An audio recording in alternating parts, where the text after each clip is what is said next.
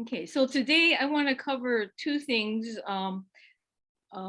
One, to talk about the significance of Kaneko Daiei from my point of view.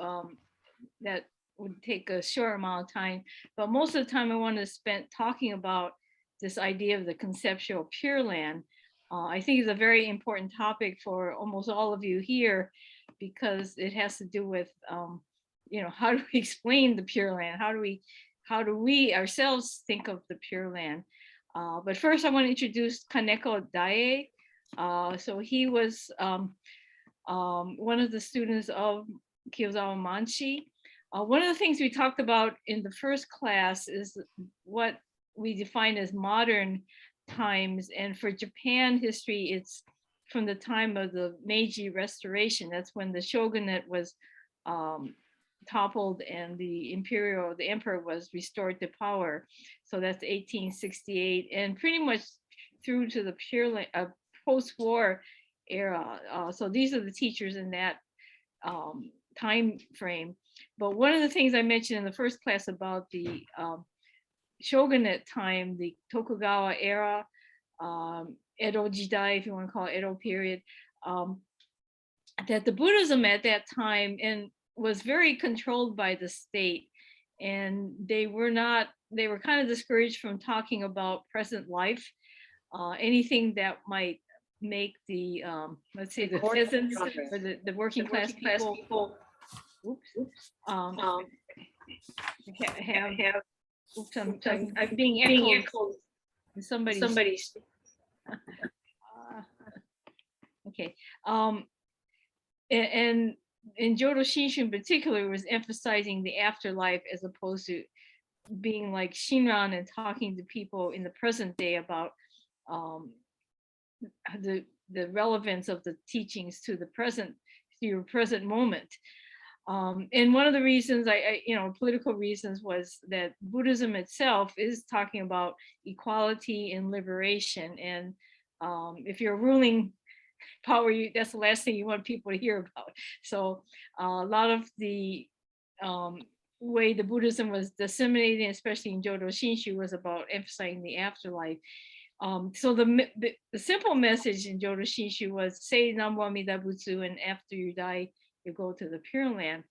And one of the things that happened during that period, there were some brilliant scholars in Jodo Shinshu, in both Nishi and Higashi Honganji, but scholars were told to keep it on this high, I guess you could say, abstract academic level, talk to each other, debate each other, write for each other.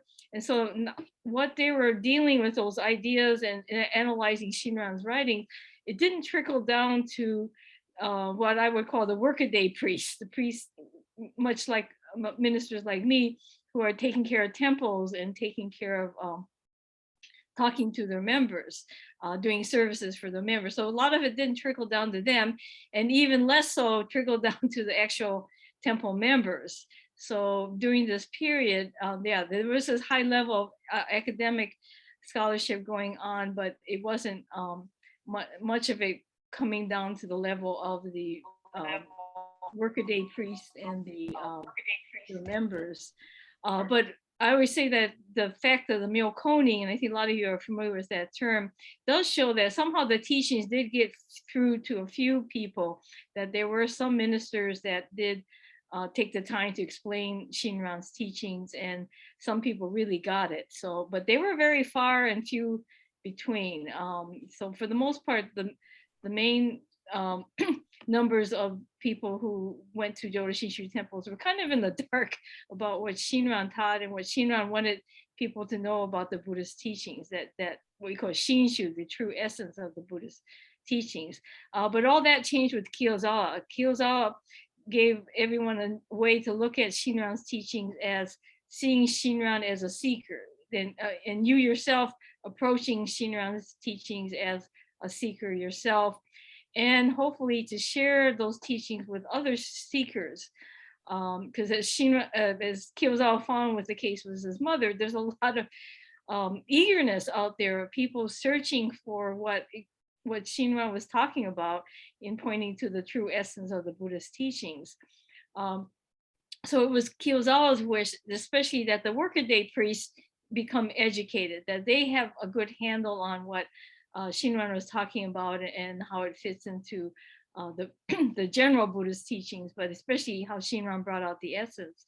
And also because by emphasizing the workaday priests would get this education, then the populace, the people who were members of the temples, would also hear this message in a way that they can understand, or the way that makes sense to them.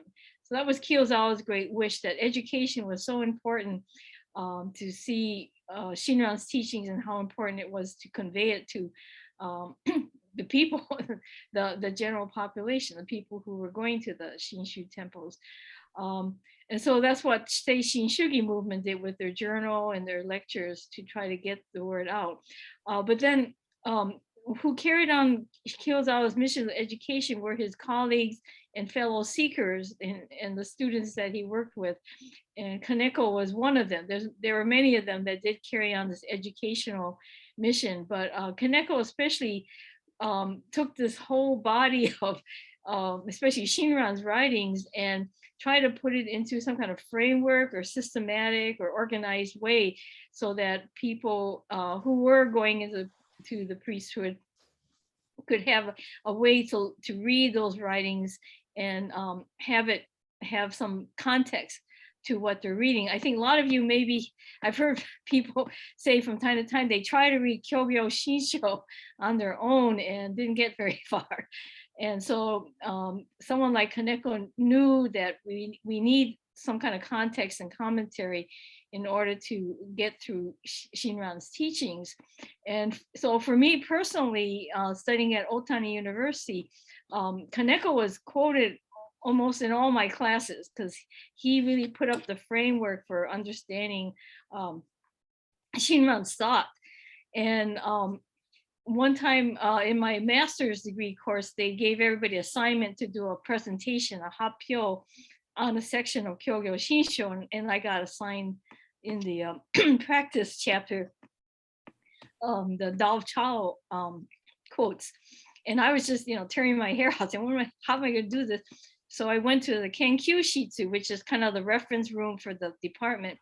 And there the PhD students take turns helping students.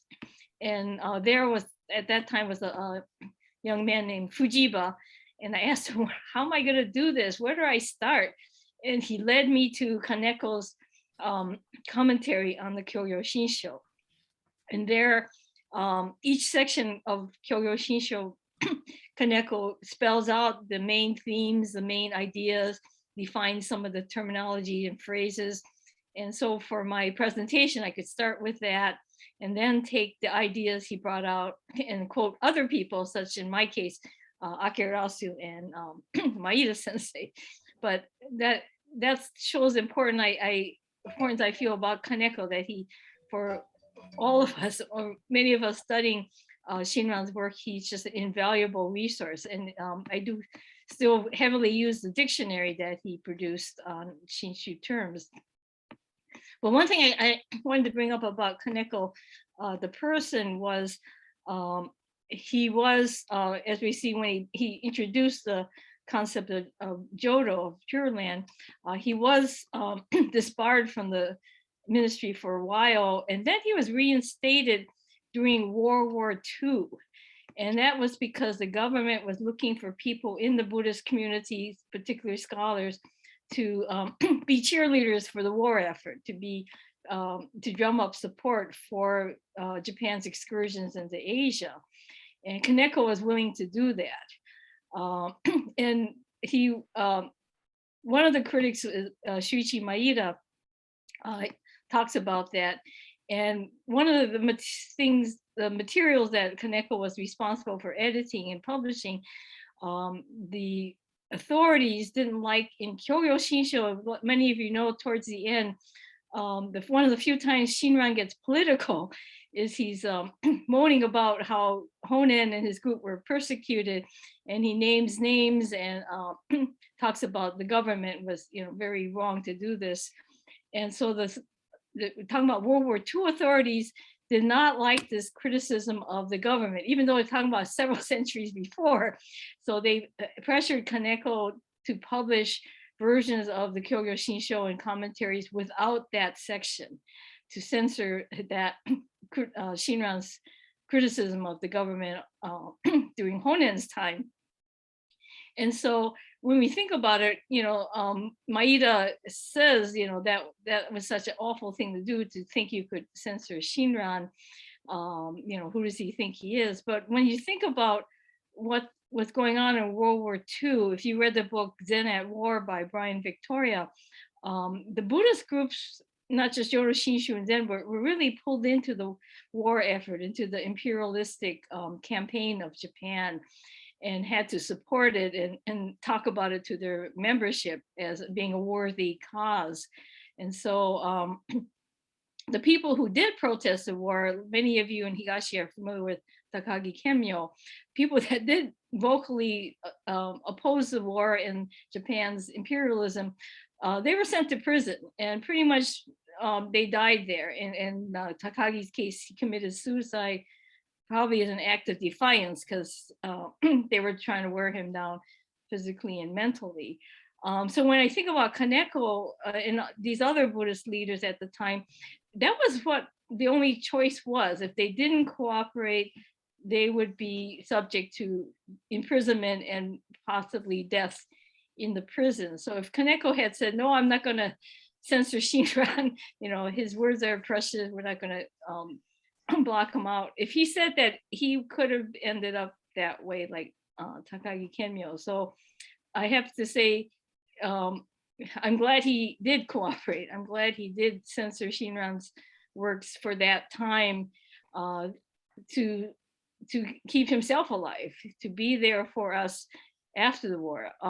As you probably know, in Japanese history, when the war ended, many of the schools had a purging of the pro-war people. So now Kaneko was booted out again for being identified as a pro-war person.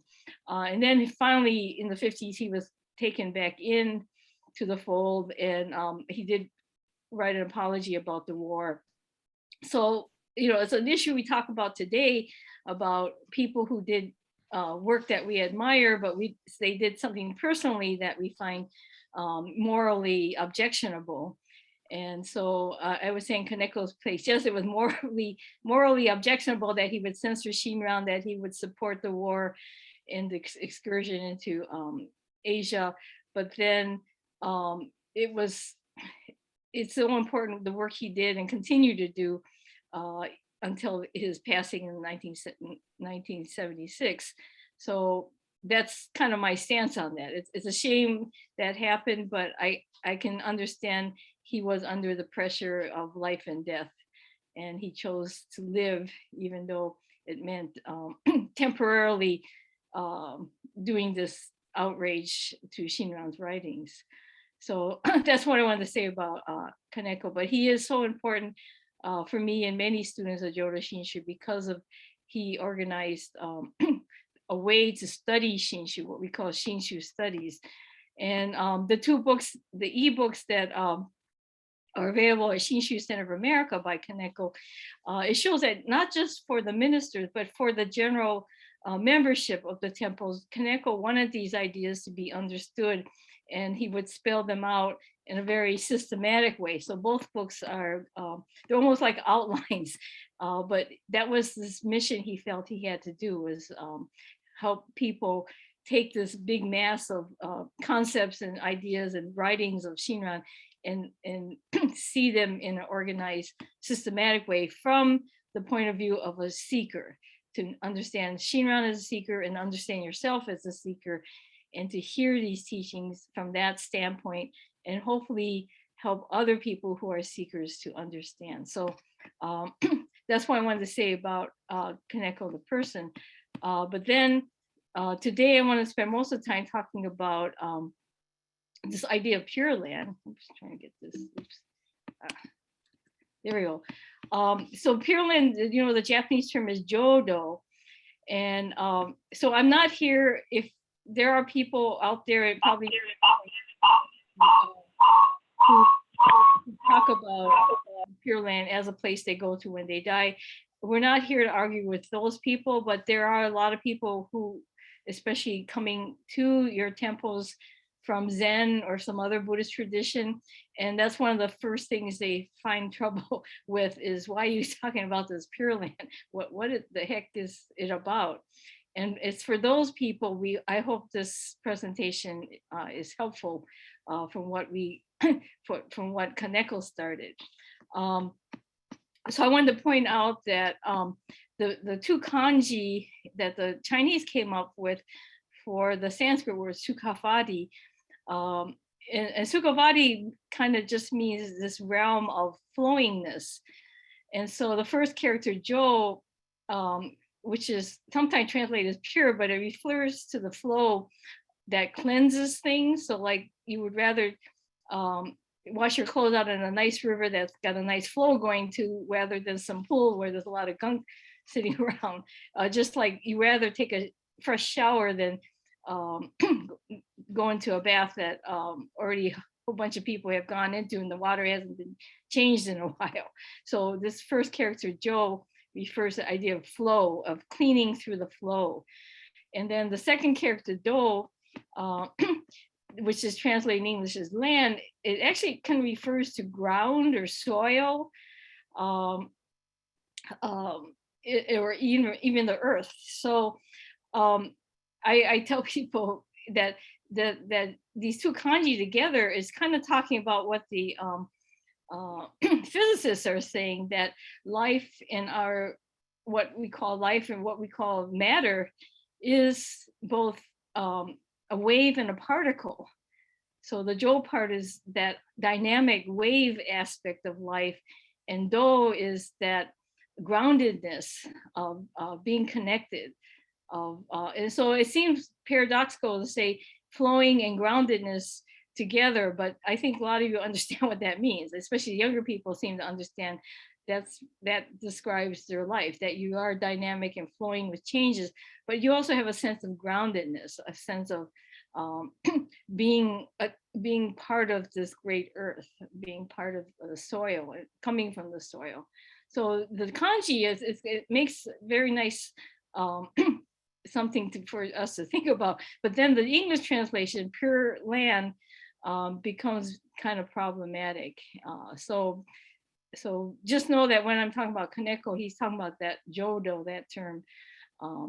And what kind of interesting is current scholars will see that in the larger sutra and other commentaries by Pure Land tradition teachers, like what I call the Magnificent Seven, and including Shinran, the Pure Land is talked about in very different levels. So one thing you should know about any religion is that concepts are not meant to be strictly defined in a unchangeable way. That all religious concepts, because they reverberate with us in a subjective way, it has many layers, it has many aspects, many nuances. So all religious terms are like that. There's no way you can pin it down to a strict definition. It's not like a chemical formula. It's reflective of life itself. That, and especially spiritual life, is not something you could pin down with our human tendency to put things into neat boxes. So true spiritual life is too dynamic, too rich to put into these boxes. So a concept like Pure Land is that in that kind of way as a religious concept. And so listening to let's say like Michael Conway, he talks about the Chinese Pure Land masters dealing with these different levels of understanding, knowing that for the people of their time, there is this longing, human longing for someplace else, to be someplace else. And so the idea of Pure Land as this place after death was a very strong idea for many of the Chinese people. And yet the commentators knew that it was really a metaphor. And a lot of people, what I call the old school people will point to the sutras saying, well, no, the sutras talk about the Pure Land as a real place, but actually they don't. I had a conversation with some scholars that meet with Aaron Prophet once a week, and some ministers talking about the Kyoyo Shinsho. And one of the scholars in the group, Chris Callahan from the University of Illinois, says when his students read the larger sutra, they know it's a metaphor. They said the larger sutra itself deconstructs the Pure Land. They let you know is here's a description, but it's not really real. It's really just symbolic. So he said that's how these students coming into reading the larger sutra for the first times this is their takeaway. And it's just for those of us from the Japanese and Chinese tradition of Pure Land teachings that we have the weight of history telling us that this tradition where the Pure Land becomes this sense of a real place you go to after death. So just know that from the very beginning in the sutras, there is many indications that it is just a metaphor. In fact, so one example, and I think to me, this is my opinion, that it's a metaphor for transformation. So in a lot of cases, people say you die, you go to the Pure Land, and then you become a bodhisattva and you come back to this world. But actually, the transformation that takes place with the Nembutsu, encountering the Nembutsu teaching, is sort of a metaphor for dying to your old way of thinking, your old self-centered way of thinking, and taking on a new perspective of seeing everyone as interconnected. And so there's a lot of examples in the Shinshu literature. You know, Ajata Sachu is a good example. Myoho Bo, the monk that followed Shinran. And I just point out this one by Daiei. If you read the Nirvana Sutra passage that Shinran quotes, it said Ajata Sachu, with his guilt about killing his father, his body broke out in sores, and the sores were so ugly and so bad, foul smelling, no one could go near him. But the very next line is, and his mother did what she could to find medicines to put on him to try to heal them. And so they said, after they got through saying no one wanted to go near him, then it's his mother is putting medicine on him. And so most people would say, well, that's a nice mother. You know, mother is doing what only a mother would help her son. But then those of us who studied the Contemplation Sutra, and I know many of my Tigashi friends listening have done that, we know Vaidehi is introduced as this person whose her son has put her in prison for helping her father, her husband. And she's just wailing to the Buddha about, you know, I can't, my terrible son, you know, after all I did for him, he's so ungrateful, and even worse, he puts me in the prison. And then she even wails at the Buddha, you know, what kind of people you hang out with, like Devadatta. So we know her in the Contemplation Sutra as this person who sees her life as the defiled land. She recognizes what she calls her world is very defiled. But then through the practices leading her to the Nembutsu in the Contemplation Sutra, in a way, it doesn't come out and say that, but in a way she is taken into the Pure Land. So it's not a place she has to die and go to, but it becomes a place that she becomes part of, that she is included in her own lifetime. And the proof of this is in the Nirvana Sutra passage. So the same son that she was complaining about in the Contemplation Sutra, she's the only one that steps forward to try to heal his wounds. So that kind of describes the transformation story of a lot of people that probably you even know in person, that they were very complaining about everything. They thought their life was a mess, but then meeting the Nembutsu teaching, their minds, their hearts are opened up to this larger perspective, and they just do what has to be done without calculating it, not trying to earn brownie points or trying to be do-gooders, but just being of service or being helpful where they're needed. So so that's why I think Jodo is kind of a metaphor for that, for this transformation that happens when people encounter the Nembutsu teachings. And just so you know, it wasn't Kaneko that came up with the idea of expressing the Pure Land as a metaphor. It was a Nishihonganji scholar, Nonomura Naotaro, in 1923, who first published his study or his analysis to talk about this, because up until this modern period, the priests just accepted the idea that Pure Land was someplace you go after death. But afterwards, as they encountered modern education, they realized, yeah, this doesn't, for them at least, it doesn't hold water. And I think it's like for many of us with our Western background, this idea of Pure Land as an afterlife place just doesn't seem to resonate for us. And so Nonomura wanted to spell that out, what everybody was already talking about, that, yeah, that the Pure Land, we should talk about it now as a metaphor, as a concept, not as this real place after death. And of course, he was defrocked and criticized and everything by Nishihonganji for coming out and saying that. But 2 years later, Kaneko put out his own essay on the idea of Jodo as kannen, which concept. And of course, he lost his job and his clerical status because that was a heresy. They call it mind-only Pure Land heresy. So that's what he went through by spelling this out. But he wanted to go a little step further than Nonomura and kind of spell out ways for us to think about what the Pure Land means. So go to the next slide.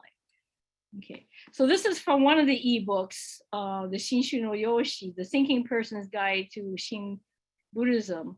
And so here he spells out for us, regarding the next life, either we believe human intellect that denies the possibility of the afterlife, or else believe in Pure Land because our suffering is unbearable.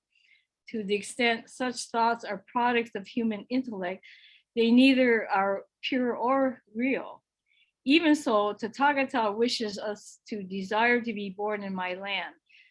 Pure Land of the vow transcends minds calculating what is and what isn't. Attaining birth in the Pure Land means attaining nirvana. If we scheme over what is and what is not, Pure Land would never be the world of nirvana. Only Pure Land of vow is world of nirvana. And so here in his outline of Shinshu, he's saying, yeah, of course, our intellect doesn't, there's no scientific proof of an afterlife. And then there's no scientific proof that there's such a place where there's no suffering. So that's how our minds work. We want some kind of scientific proof. But if you listen to what the sutra is saying, what the commentaries are pointing to, the Buddha, in this case, Amida, or Dharmakara in his practice, wishes a place for people to go to. And he says, my land, I'm setting up this special Buddha realm for all to come to. And so it's this wish for all people to have their hearts opened up to this greater perspective. This is this great wish for all those to be taken in by this greater perspective of seeing life as interconnected, and not just seeing that, but actually acting out in that awareness of actually interacting with people, knowing that we are interconnected and we can all do what we can if we're in a position to help, and also to accept help as well. So this is, this idea that the Buddha, even going back to Shakyamuni, he wanted to express in the larger sutra with the story of Dharmakara becoming Namo Amida Butsu, that there is this great wish in us, even though we have this nasty self-centeredness, there is something deeper inside all of us to be connected, to feel connected to all of life. And so the story is to think of a realm that we all become a part of. We're all sort of born into, that we are, and we desire to be born into that realm. And that's the realm of sukhavati, the realm of flowingness. And so Kaneko says, attaining birth in the Pure Land means attaining nirvana. So if we try to break it down, scheme into talk about definitions and what's scientifically provable, and we're never going to get to nirvana if that's what we're worrying about. All those kind of we want some kind of evidence or something.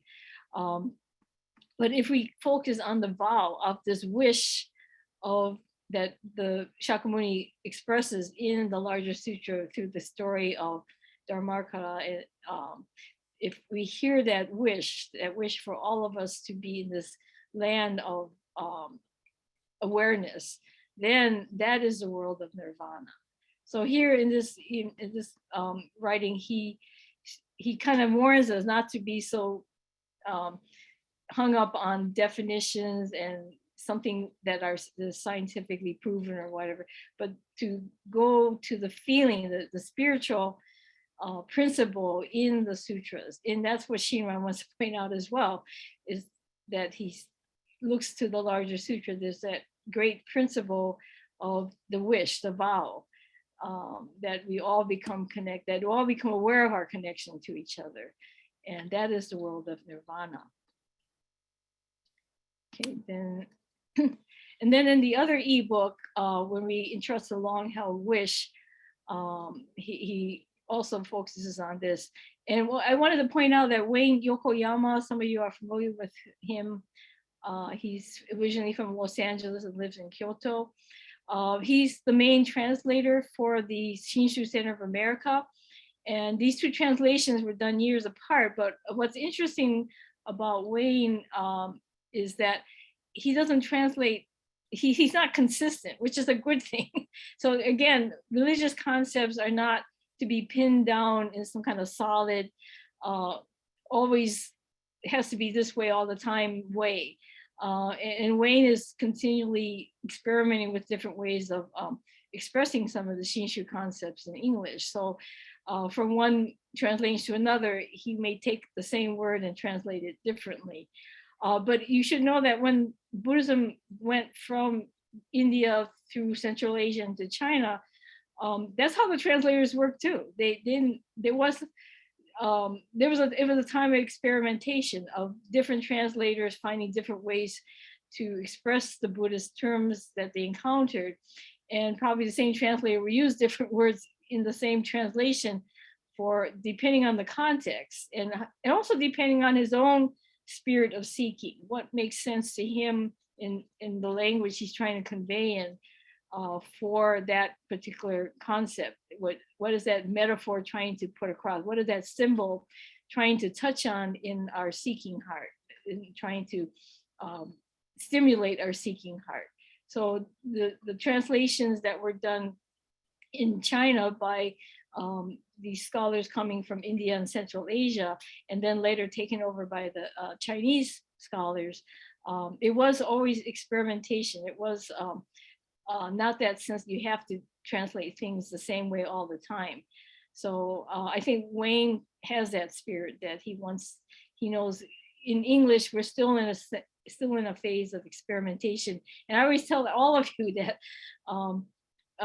the people I encounter, you are part of that project too. You are part of that translation project, that think about what hits you and what doesn't hit you, and let the translators or your ministers or who's ever presenting this know why it doesn't work for you. Or if you know other people who talk about certain phrases really rang with them, let them also know that yeah, that translation worked out really well.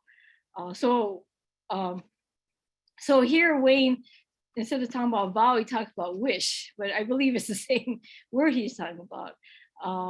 So he's saying here, Shin is typically regarded as a soteriological religion focused on the afterlife. And soteriological just means they talk about salvation.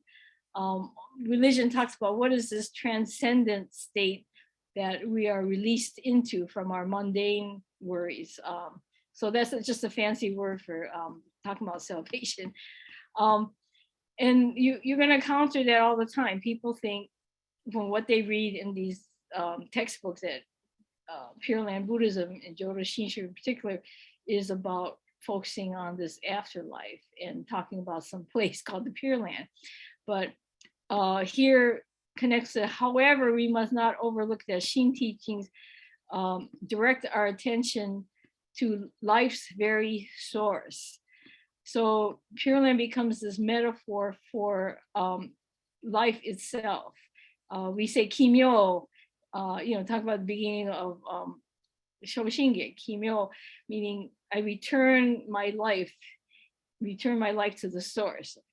So that's what Kaneko's bringing out. This is what all these metaphors and symbols are talking about, getting back to our authentic life, as opposed to the life that we thought we had to have according to society or other expectations that are based on self-interest. When we aspire to be born in the Pure Land, we experience the Buddha's wish in our everyday life. So this being born in the Pure Land doesn't mean I'm going to have to die and go somewhere. No, I aspire for this world here and now, for me to awaken to that sense of being in this dynamic, grounded life that's connected to all of life. So when we aspire, even though we know we're far away from being that way, but to have the aspiration is to start to experience the Buddha's aspiration, the aspiration of all the previous enlightened ones, that same aspiration in our everyday life, in our present life. So then he continues, if we utterly fail to see the light in this world, we ultimately are led, even if we are utterly fail to see the light in this world, we ultimately are led to pay homage to the light, illuminating our world in samsara through the Buddha's promise of the Pure Land. So here it says, even though we think our life is very dark, a lot of troubles and suffering going on around us and within our own circles, so we don't see much light in the world. The Buddha's teachings remind us that there is this promise of this getting to that state or realm of this feeling of awareness of our interconnection. And paying homage to light really is, Kimyo Budo, Junyorai Namu Fukashi Ko. It's saying that Namu Amida Butsu, I pay homage to this unfettered light. So we know that this is, he's saying that through the Buddhist teachings, we hear about this light, we hear about this promise. And then he says, without discrimination, the light of great compassion welcomes all living beings just as they are. And that is that idea of kind of being grounded in the moment, but also being able to recognize the dynamism of each moment. So this in Shinshu, we say great compassion because it means, like in the case of Daiei, putting the medicine on her son's wounds. It's not feeling sorry for someone and trying consciously think of doing good, but just knowing that they're suffering and we want to help alleviate that suffering. If we're in a position to do so, we feel empathy, not sympathy so much, but empathy for all beings going through different difficulties in life. So here, Kaneko spells out, trying to point us toward that symbolic, metaphorical way of looking at the Pure Land, and why we talk about the aspiration or the vow or the wish to be born there. That to be born is also just a metaphorical phrase to mean to be transformed, to go from to die to our previously self-centered self-interest, and to open our hearts to a larger concern for all beings. One thing I wanted to add is that I think it was it might have been the early 80s or somewhere in, not in the 90s, but in the 80s, the Buddhist Church in Americas have a newspaper they still publish every month called Wheel of Dharma. And there was an article on the front page where they took a survey. Maybe some of you listening in might have remember that survey. They took a survey of the BCA members and asked them, what do you think the Pure Land is? And they gave him a multiple choice, A, B, C, and D. And most people, I think slightly over half the people chose the Pure Land as a state of mind. And maybe a third of the people put Pure Land is a place you go to after you die. And other choices were, something in between. And then the writer of the article, which I don't quite remember who it was, but it was not someone with a Japanese name. Okay, it was a man, and he didn't have a Japanese name. He puts in the article, "You're wrong." He said, all you people that voted for state of mind are wrong. And he goes on to cite his sources showing that if you listen to the sutras, you listen to the great teachers, you listen to Shinran, the Pure Land is a place that we are going to be born in after we die. I mean, the writer of the article stated that, and he says, all you people that think it's a state of mind, you're too influenced by Zen. So it was kind of an amazing article when I remember reading it, because especially coming from the Higashi background, yeah, it's just a head scratcher that back in the 1980s that there are people that felt that way. And even now there are some people in Shinshu circles that maybe will swear up and down that the Pure Land is a place you go to after you die. But one thing I wanted to put in is that there are people in Higashi, but mostly in Nishi Honganji circles, that will say Pure Land, as far as they believe Pure Land is the place you go to after you die. It's where you can be reborn and get enlightened and return to the world next life as a bodhisattva. But actually, some of those same people that say that, they are like Vadehi, they're already in the Pure Land. They're going out of their way to help people. They're going out of their way to be kind.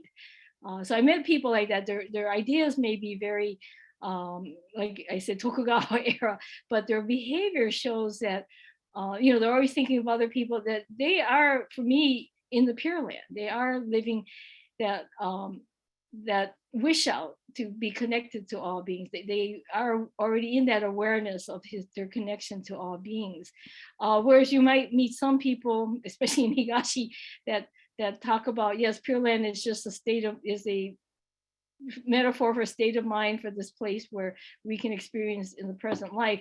And yet those same people are not in their present lives having that awareness of helping others, of being connected to others, of feeling empathy towards others.